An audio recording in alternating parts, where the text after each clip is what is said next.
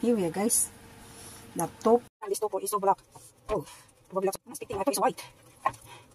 Oh, never eat this on the but this time I'm going to fry this tofu. See if it's nice if you fried like this. In the tin. Tofu is made of, if I'm not mistaken, is soya. Because I can't eat this. No. So yeah, I don't know how to fix this, but it's very delicious. So, hopefully if you allergy very well, this one tofu is good. It's right. It's okay. Not a good one. I'll substitute for the meat. Because nourishment, not a good one. Let's cook my yellow corn. There is yellow corn in England actually. This is cost nearly 2 pounds. 2 of them. Do this delicious yellow corn. I'm the only eat this one, guys. Oh, my son, so my husband doesn't eat this corn. I thought butter, guys, is so yummy when you put butter. I didn't see the butter and absorb into the yellow corn. This butter, guys, is very nice. See?